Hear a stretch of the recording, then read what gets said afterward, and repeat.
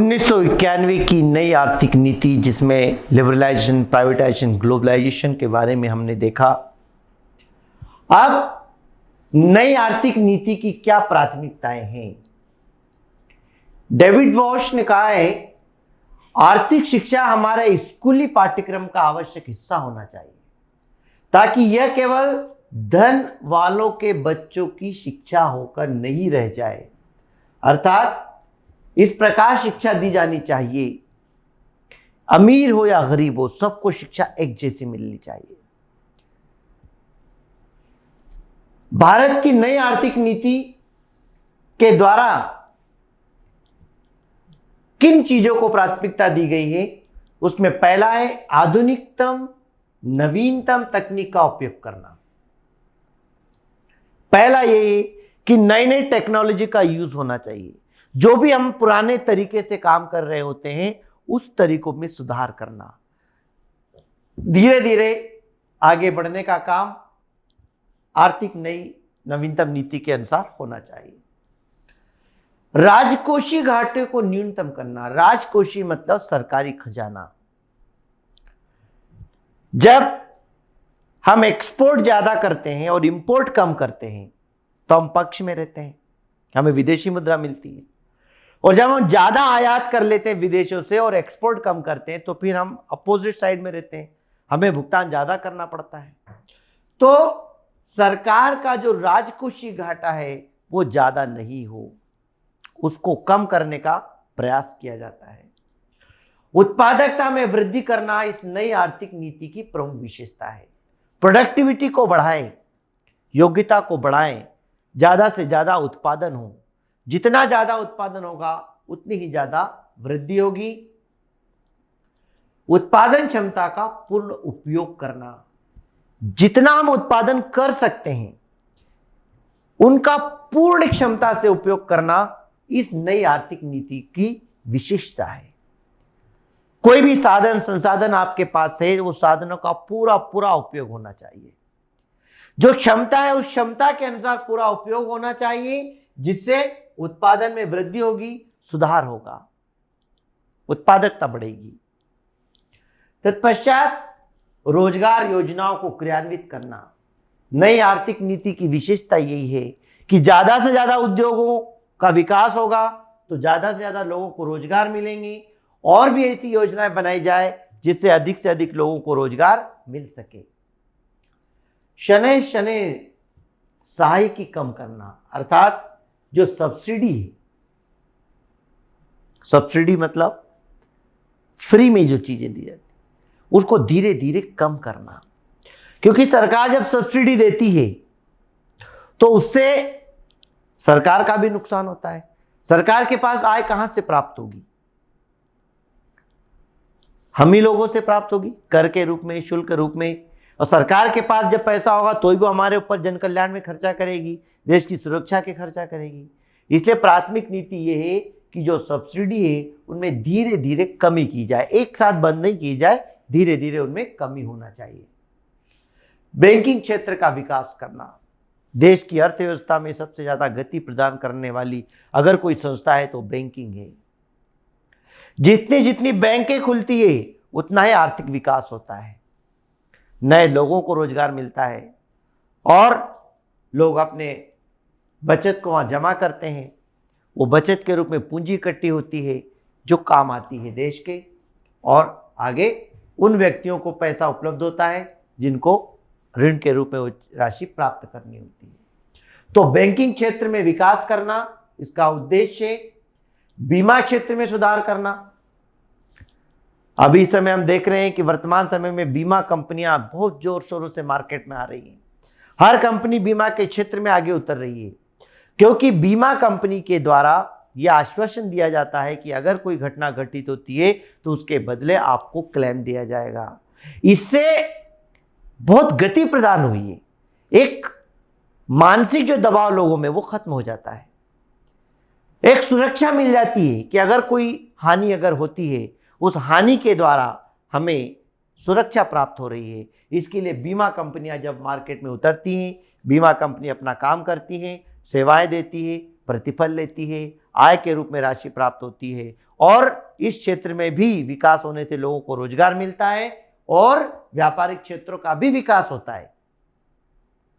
क्योंकि बीमा company risk लेती है, जोखिम लेती है, तो उस जोखिम से सामने वाला व्यक्ति स्वतंत्र हो जाता है, इससे स्वतंत्र होकर काम करता है और आगे बढ़ता है। कृषि शाख में वृद्धि, कृषि मतलब एग्रीकल्चर फील्ड को बढ़ावा देना, क्योंकि हमारा भारत एक कृषि प्रधान देश है। जब कृषि में नई नई तकनीकों के माध्यम से उत्पादन होगा तो पूरे देश का विकास होगा। मानव संसाधन विकास को प्राथमिकता, मानव संसाधन ह्यूमन रिसोर्सेस। इस नई आर्थिक नीति के अंदर यह प्रयास किया गया है कि किस तरीके से लोगों को ज्यादा से ज्यादा रोजगार मिले और किस प्रकार ज्यादा से ज्यादा काम लिया जा सकता है। सरकार इसलिए हर संभव प्रयास करती है कि जो व्यक्ति जिसके योग्य है उसकी योग्यता के अनुसार उसे प्रतिफल भी देती है। मानव संसाधन का पूरा पूरा उपयोग होना चाहिए। इस नई आर्थिक नीति की यह विशेषता है। सरकारी नीति में परिवर्तन का व्यवसाय एवं उद्योग पर क्या प्रभाव पड़ा, यही अभी हम पढ़ रहे थे। आर्थिक सुधार की नीति में अगर परिवर्तन सरकार करती है तो क्या प्रभाव हुआ उससे। आर्थिक सुधार कार्यक्रम के तहत सरकार के द्वारा शुरू की गई उदारीकरण, निजीकरण और वैश्वीकरण की नीति का देश के व्यवसाय उद्योगों पर समुचित प्रभाव पड़ा है। सरकार की इन परिवर्तित नीतियों से भारत के कंपनी क्षेत्र में निम्न प्रभाव पड़ा है। पहले तो प्रतियोगिता में वृद्धि। औद्योगिक लाइसेंसों के नियमों में उदारता के कारण विदेशी फर्मों का देश में प्रवेश आसान हो गया, जिससे देशी फर्मों को प्रतियोगिता का सामना करना पड़ रहा है। प्रतिस्पर्धा देश की सीमाओं से परे हटकर विश्वव्यापी बन गई है। बढ़ती प्रतियोगिता का अनेक कंपनियों पर विपरीत प्रभाव पड़ा है, वे बाजार से बाहर हो गई। इस नई आर्थिक नीति के कुछ अच्छे और कुछ बुरे परिणाम भी होते हैं। नए अच्छे परिणाम ये होते हैं कि प्रतियोगिता बढ़ती है। जब प्रतियोगिता बढ़ती है तो सब अपने जो है गुणवत्ता में सुधार करते हैं, क्वालिटी में सुधार करते हैं। जब क्वालिटी सुधरती है तो अच्छे मूल्य पर उत्पादन होता है, सस्ते मूल्य पर अच्छी वस्तुओं का उत्पादन होता है और सभी का विकास होता है। परंतु इसके अंतर्गत नई नई कंपनियां मार्केट में आ रही है, चाहे वो देशी हो या विदेशी कंपनी हो। जब विदेशी कंपनी मार्केट में आ जाती है तो हमारे यहाँ की कई कंपनियां जो होती है प्रतियोगिता में उनके सामने टिक नहीं पाती है, क्वालिटी के कारण और अन्य किसी कारण से। तो परिणाम स्वरूप प्रतियोगिता से बाहर हो जाती है और कई बार तो हमारे उद्योग धंधे जो हमारे देश के हैं वो बंद हो जाते हैं, जिससे बेरोजगारी फैलने का डर रहता है। बहुराष्ट्रीय कंपनियों का भय। भारतीय बाजार में बहुराष्ट्रीय कंपनियों का बड़े पैमाने पर प्रवेश राष्ट्रीय कंपनियों के लिए चुनौती बन गया है। राष्ट्रीय कंपनियां मूल्य और लागत में बहुराष्ट्रीय कंपनियों से प्रतिस्पर्धा नहीं कर सकती हैं। अनेक राष्ट्रीय कंपनियों ने बहुराष्ट्रीय कंपनियों से समझौते कर एकीकरण कर लिया है। बहुराष्ट्रीय कंपनियां वो होती है जिनका व्यापार देश विदेश तक फैला हुआ होता है। जब विदेशी कंपनियां जो विदेश में कार्यरत हैं अपने व्यापार का विस्तार करने के लिए जब वो भारत में आई हैं तो भारत के व्यापार में बाजार में भी उन्होंने अपना आधिपत्य कर लिया, अधिकार जमा लिया। और इन कंपनियों से हमारे यहाँ की कंपनियां कंपटीशन नहीं कर पा रही, कारण टेक्निक की कमी, उनके माल और हमारे माल में गुणवत्ता में कमी।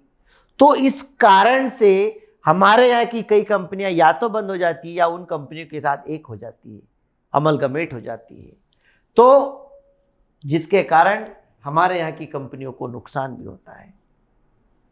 और विदेशी कंपनियों का हमेशा बोलबाला बना रहता है। बाजार प्रदान। पहले व्यावसायिक इकाइयां उत्पादन कर लेती थी, फिर उसके पश्चात बाजार में विक्रय करती थी। बदलते आर्थिक परिवेश में इस परिस्थितियों में परिवर्तन आया है।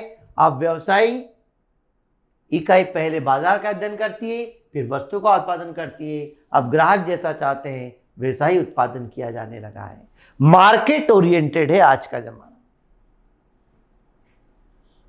पहले क्या होता था पुराने समय में कि वस्तु उत्पादन करके रख ली, फिर उसको मार्केट बनाया जाता था, फिर उसको बेचा जाता था, लोगों को समझाया जाता था। लेकिन वर्तमान समय में ऐसा नहीं है। व्यक्ति पहले मार्केट की रिसर्च करता है कि कस्टमर में किस चीज का इंटरेस्ट है, कौन सी चीज की मार्केट में डिमांड ज्यादा है, उस डिमांड को देखते हुए वस्तु का उत्पादन किया जाता है। इसलिए मार्केट की पहले सर्च की जाती है और फिर वस्तु का उत्पादन किया जाता है। यह इस परिवर्तन के कारण संभव हुआ है। चयन के अवसर। अब क्रेता को वस्तु के चयन के अधिक अवसर उपलब्ध हो रहे हैं। बढ़ती हुई प्रतियोगिता से क्रेता को श्रेष्ठ गुणवत्ता वाली वस्तु की प्राप्ति हो रही है। अब ग्राहकों की अपेक्षा में वृद्धि होने लगी है। ग्राहक वो वस्तु जो ज्यादा से ज्यादा चलन में है मार्केट में, जिसको लोग पसंद कर रहे होते हैं, उसके अनुसार वस्तु का उत्पादन होता है। अब बहुत सारी वस्तुएं मार्केट में आती है तो क्रेताओं को वस्तुओं का सिलेक्शन करने का अधिकार है। कई विक्रेता मार्केट में हर जगह जाकर के स्वतंत्र होकर वस्तु का चुनाव करेंगे, जो उनको पसंद आएगी वो वस्तु लेंगे। इसलिए अब ग्राहक की डिमांड बढ़ने लगी है। वो अपनी इच्छाओं के अनुसार वस्तुएं चाहता है। उसको जो सुविधा है, जो उसमें सहूलियत है, वो वस्तु की क्वालिटी वो देखता है और फिर खरीदता है। मानव संसाधन के विकास की आवश्यकता। नई बाजार नीति में परिस्थितियों में प्रशिक्षित, क्षमतावान, अधिक प्रतिबद्ध कर्मचारियों की आवश्यकता है। सामान्य कर्मचारियों से प्रतिस्पर्धा का सामना नहीं किया जा सकता है, इसलिए मानव संसाधन के विकास की आवश्यकता है। अर्थात योग्य उम्मीदवार की जरूरत है। प्रशिक्षित होना चाहिए, नॉलेजेबल होना चाहिए, कुशल श्रमिक होना चाहिए। जो भी कर्मचारी काम कर रहा है वो तकनीकों में विशेषज्ञ होना चाहिए। जब वो अपने काम में कार्य कुशल होता है, विशेषज्ञ होता है, तो वह प्रतिस्पर्धा का सामना कर सकता है। एक सामान्य ज्ञान वाला व्यक्ति आज के तकनीकी जमाने में प्रतियोगिता का सामना नहीं कर सकता। तो आधुनिकतम जमाने के साथ चलने के लिए आपके कर्मचारियों का कार्य कुशल होना, विशेषज्ञ होना बहुत जरूरी है। और अगर नहीं है तो उन्हें प्रशिक्षण के माध्यम से वो ज्ञान उपलब्ध कराया जाए, ताकि वो प्रतियोगिता का सामना कर सके और उस प्रकार वस्तु का उत्पादन कर सके। शीघ्र परिवर्तन। आर्थिक सुधार लागू होने के पूर्व तक व्यवसाय की नीतियां लंबे समय तक स्थिर होती थी।